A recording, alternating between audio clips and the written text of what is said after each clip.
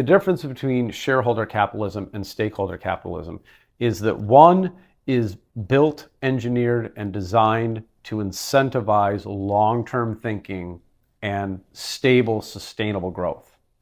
The other one is designed to benefit the people who hold the shares of the company, in other words, investors, whether that's corporate or private investors, and to just show profits without ever considering the fact that a lot of the means by which they get those profits up is harming the long-term viability, profitability, and competitiveness of the business.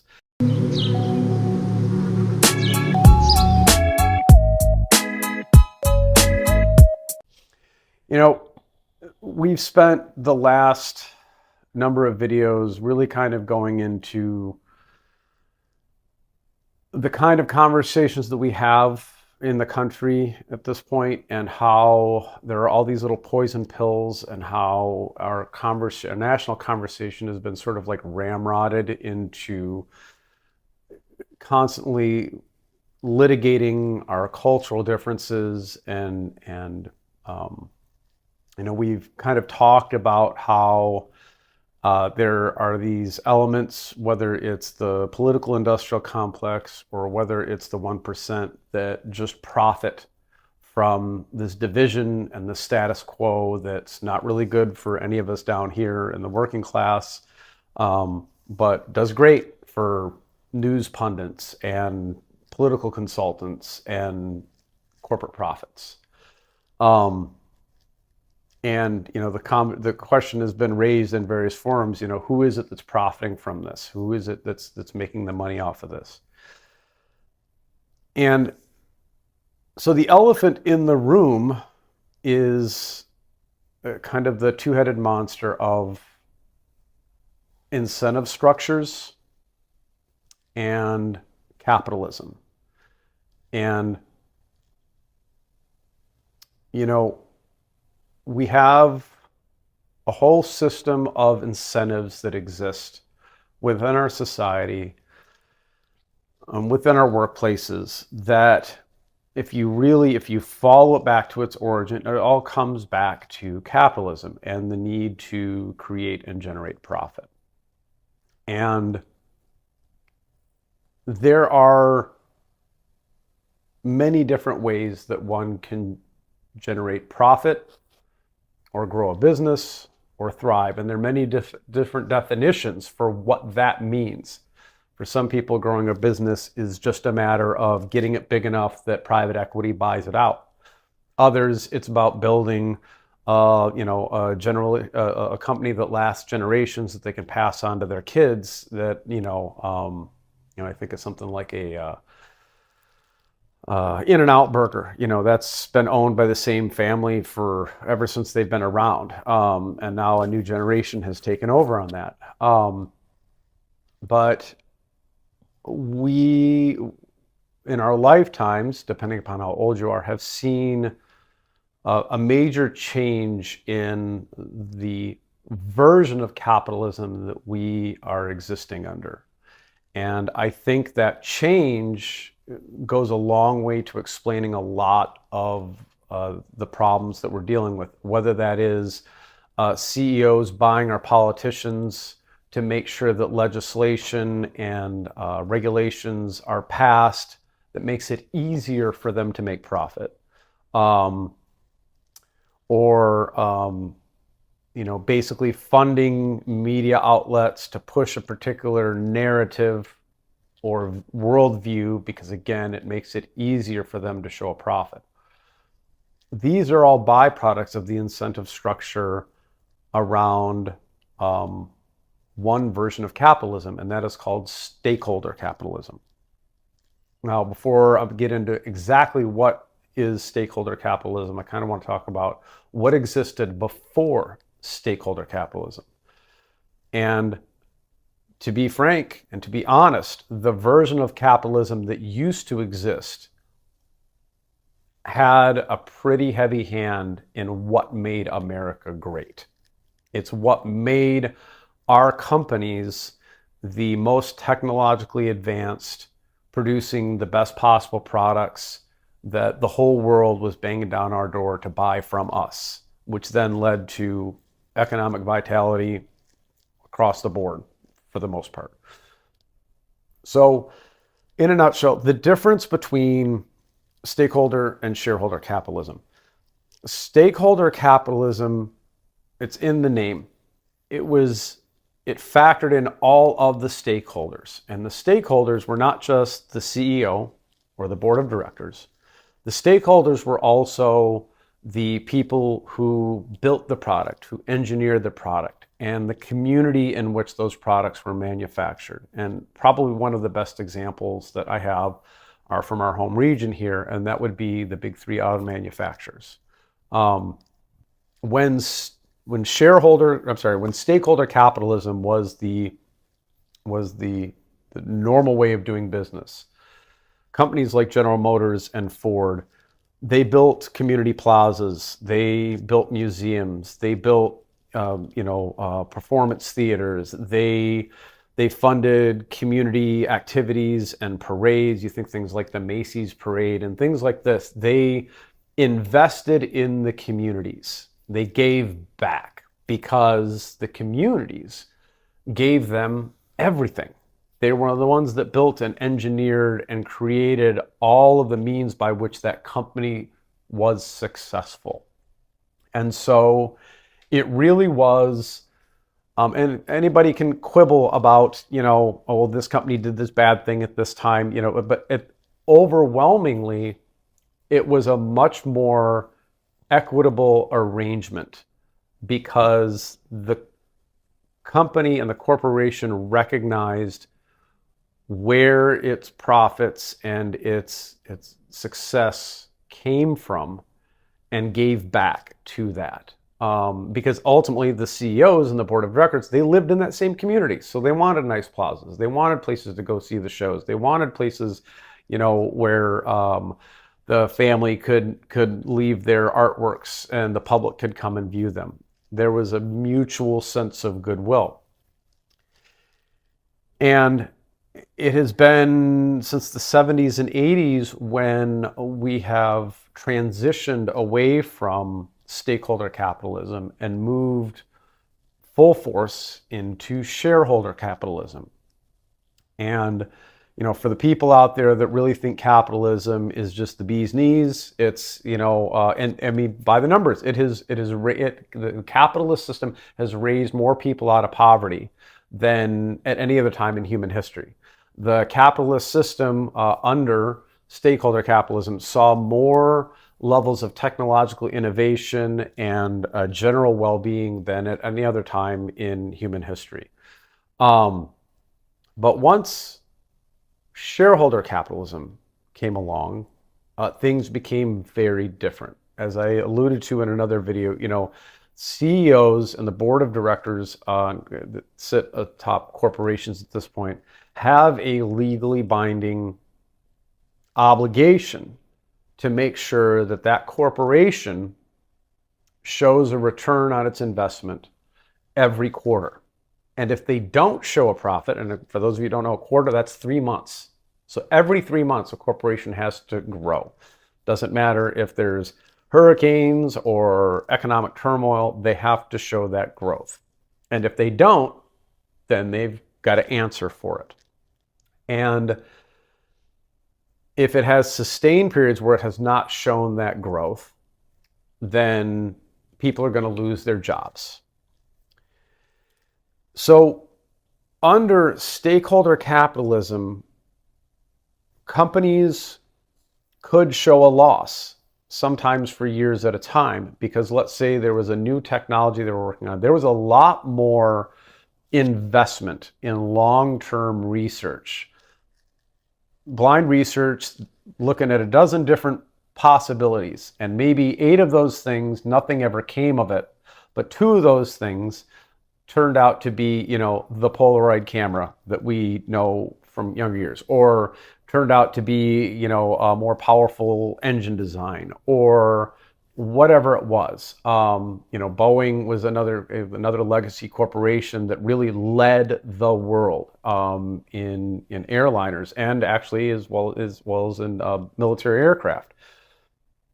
They've had a couple bad years. Yeah, and they are a perfect example of the flaws of some of the flaws within shareholder capitalism, because they have to prioritize those profits. And sometimes doing the long term investment to make sure that a decade down the road or 2 decades down the road, your company is still at the cutting edge, is still leading the way for the rest of the world to chase and follow, requires that you invest more in your research and development, or in streamlining your manufacturing processes, or maybe paying top dollar to get the best engineers that you can get. Or upgrade manufacturing processes. All of it, Yeah. all of it. Anybody who's, Invest in training your employees and upskilling them. yep, to make sure that you are always staying at that cutting edge, that you're just as competitive as possible. The problem with stakeholder capitalism is that instead of the incentive being giving back to or investing in the communities in which these companies exist, instead of investing in your workforce and making sure that they're most highly skilled, highly trained, investing in your engineering and your long-term planning to make sure that you are ahead of whatever trend is coming down the road, the incentive is shifted away from all of those things. And it's now shifted towards, how do we grow our profits this quarter? Okay. And the easiest way, in the vast majority of businesses, the single largest cost of doing business anymore is the workforce.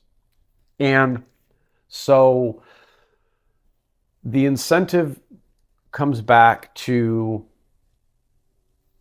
trying to do more with fewer people and laying people off. The incentive comes down to putting downward pressure on how much you actually pay your staff. And regardless of how you feel about it, there are a large number of people out there who are perfectly comfortable saying, if you're only going to pay me $15 an hour, you're only getting $15 an hour worth of work. But if you pay me $20 an hour, you'll get $20 an hour worth of work. Regardless of how you feel about that, that's a reality in people. Not to mention, the organization that I work for, they struggle to try and attract talent.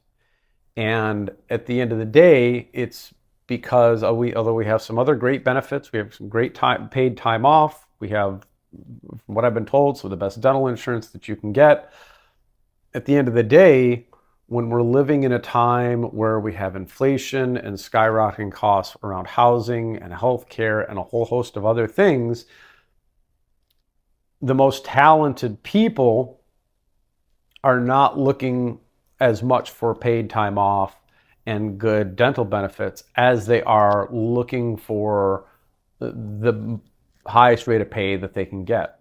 And so, even in my industry, they because they don't pay as well as other people who are equally qualified to do what they do, they have a hard time attracting and retraining talented and dedicated people to do that work.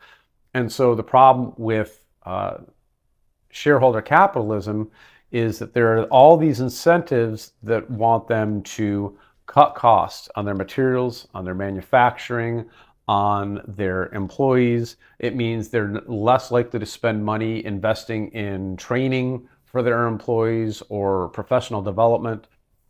And when they do show profits, the other aspect of shareholder capitalism is that instead of reinvesting it back into that business, the vast majority of time, they will either cut a dividend check to the stockholders, or they will do stock buybacks to cause the value of the stock to go up.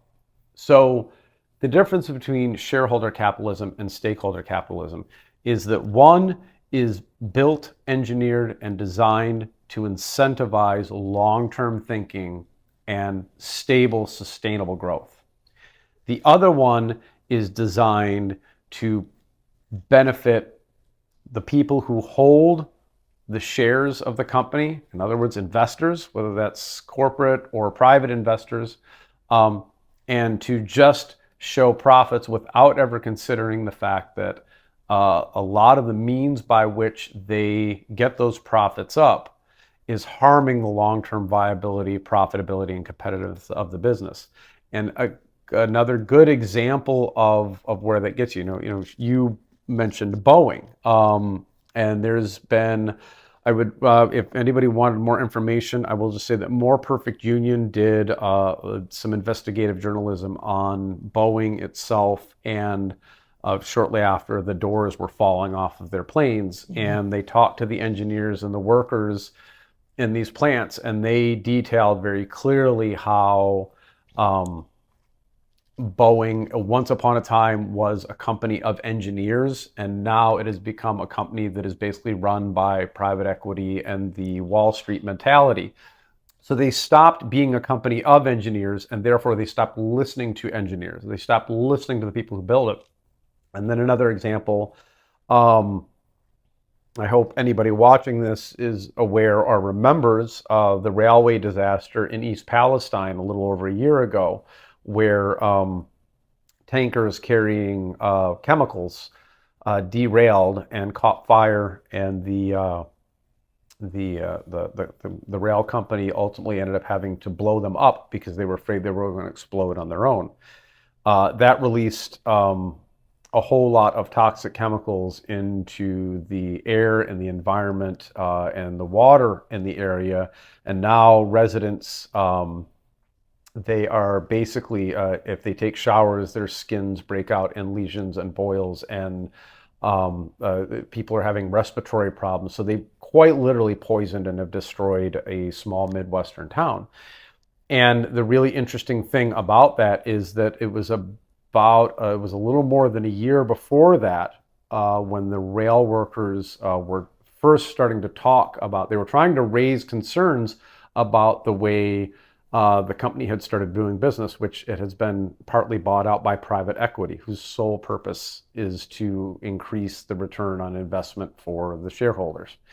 And they've been prioritizing that kind of short-term profit growth over the long-term viability or investment in safety or any of those things.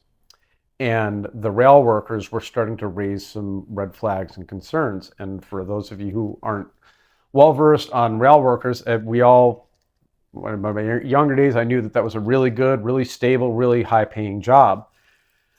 What I've only learned about in the last couple of years here is that the majority, whoops, I lost my mic.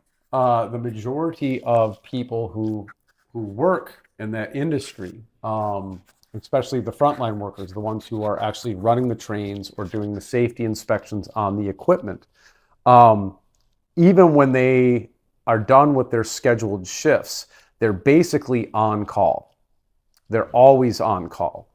And if the phone rings and they don't come into work, there are actually penalties with regards to their earned and accrued time off.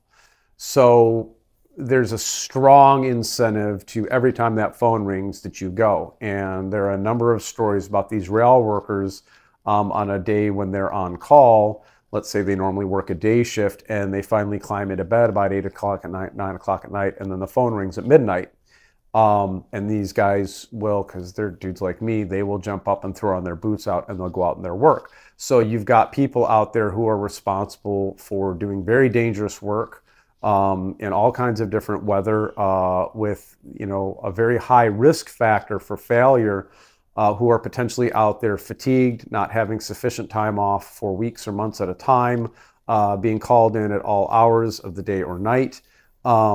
And not a full night's sleep. Without a full night's sleep. And as you say, as a former truck driver, that's a big no-no. The federal government regulates that we have to have so many hours off duty so that we can be well rested before we get an 80,000-pound vehicle and drive it down the road. And so these rail workers were starting to raise concerns about a couple of things. One, about the way that they were basically being treated like machines and run and run and run and run, and having really no choice. Yes, they have a choice. They could quit, or they could say, no, I don't want to come in, and now they don't get their vacation time. So do they have a choice? Well, it's a little bit column A, a little column B. But at Yeah. the end of the day, these folks were raising concerns about the way they were being run, and the fact that once upon a time you would have 4 or 5 people working a given train.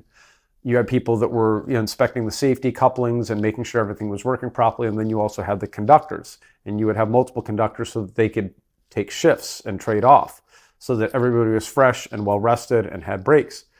And over the last number of years, they have reduced what used to be a 5 or 6 man crew on these trains down to a 2-man crew. And the uh, the railway owners are trying to move it down to there's only a 1-person crew running these trains, while at the same time these trains keep getting longer and longer and longer and longer and longer. They keep trying to add more cars to the trains to increase productivity, to increase profits. And so That's these rail workers crazy. were raising red flags and concerns like, you guys are playing with fire, you're pushing things too close to the edge. Yeah, I mean, how can somebody even go to the bathroom if they're the only worker on this extra long Let train? alone because one of the jobs that they would have was would be to walk the length of the train, to inspect all the connections, to inspect all the mechanicals, to make sure that like hubs weren't going to come off, causing a derailing or something like that. And these folks were trying to raise red flags and concerns, and it was falling on deaf ears, because the choice was listen to these workers who are telling you you've got problems, or make sure you show a return on the investment. Make sure you show quarter over quarter profits. And sure enough, a year later, there's a massive derailment that basically destroyed a small Midwestern town. And I don't have the stats off my head, but the number of derailments, they don't always end up in big explosions and, massive problems like that, because they're not always carrying, tanker cars with several thousand gallons of flammable chemicals. But the rates of derailments and the rates of railway accidents have just gone up and up and up after the last number of years.